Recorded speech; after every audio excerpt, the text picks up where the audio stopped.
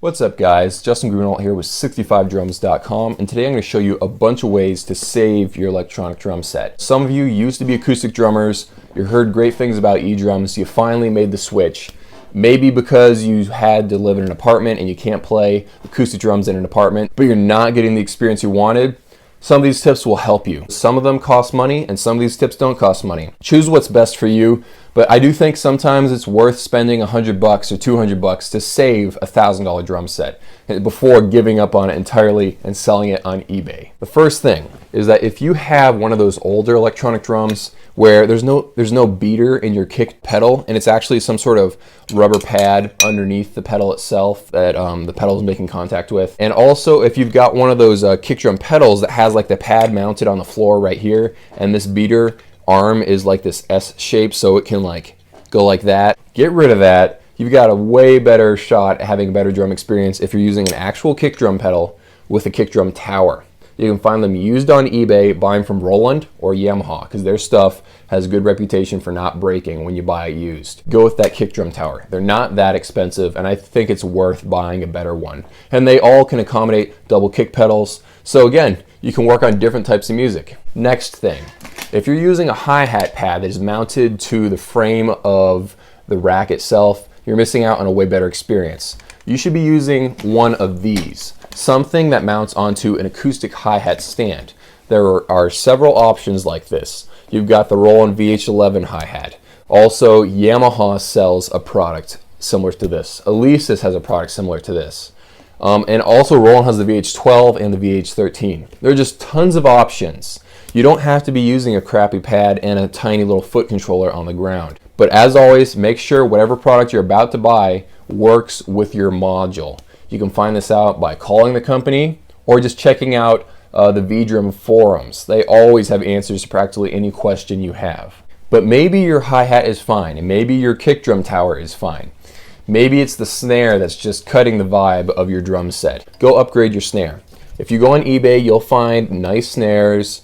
Depending on different sizes, you can get one for $200, $100, $85, depending on what size fits your electronic drum set. I don't recommend buying an overly large snare pad for a tiny electronic drum set. It throws off the look entirely. But upgrade your snare and then take your old snare and use it as a secondary floor tom. It just is a great idea because it expands your drum set and you're also upgrading the one pad that you hit the most. But what if pads are not the problem? Your drum set's big, it's nice, it looks cool, but it's the sounds that are really bothering you. I've got 3 options and I'll go through them one by one. The first one is free.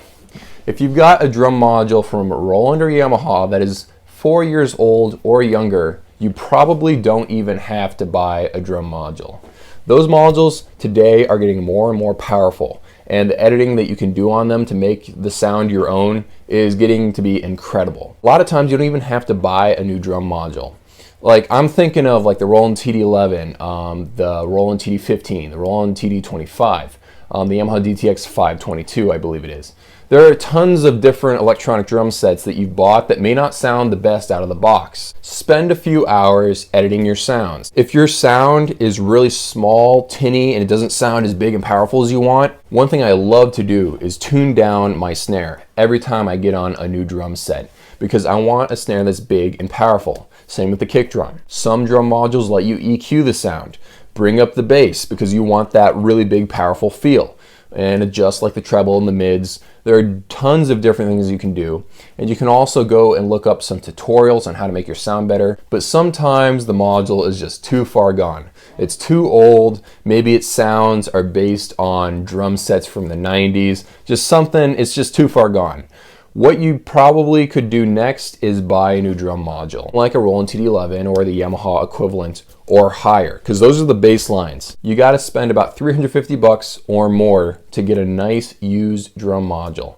Remember, the more you spend on a drum module, the nicer it will be, as long as it's from Roland or Yamaha. I keep saying that over and over again. They make the best drum modules. Not always the best pads and everything, but they always make the best drum modules. The third thing you can do is download some sort of drum software like Superior Drummer or Easy Drummer. This instantly transforms a cheap drum module into a powerhouse. It uses MIDI, so you'll have to use a laptop of some sort or a PC, but a laptop because you want it to be portable. you'll plug a computer cable into your drum module and the other end of the cable into your laptop. And your drum module will send MIDI notes to the laptop, and the MIDI notes are translated into drum sounds with the program. And these programs have excellent sounds. The only drum module that comes close to these types of programs are basically the Roland TD30, maybe the TD25. Drum programs are ahead of drum modules as a rule. And you're using recordings of real drums. You'll have like a Gretsch snare, a Yamaha kick drum, a Zildjian, a custom ride cymbal, depending on what you use and what program you have. There are just tons of different options, and it's customizable. You can EQ, use reverb, all kinds of stuff. But I would be careful using drum software live, because when you're using drum software, it's on a laptop. And we all know about laptops. They break at odd times for no particular reason. Drum modules are also computers, but they do one thing and one thing only: make drum sounds. They are way more reliable, and I'd feel more comfortable using that in a live setting. Imagine if you were using some sort of program like EasyDrummer, and then Windows 10 decided to update and turn off your computer and restart it. Or what if you got a virus and right about then your computer crashed in the middle of a concert, and bam, there go your drums. I don't want to be overly dramatic here, but modules are more reliable. So if your drum sound is terrible and you want to play out live with it, go buy a new drum module to get a better sound. If you're going to be doing some sort of recording, get drum software, because you'll get a better sound than that module, unless you buy a really awesome module that hasn't been released yet. I've got one last tip and I'll let you guys go. You may be like me.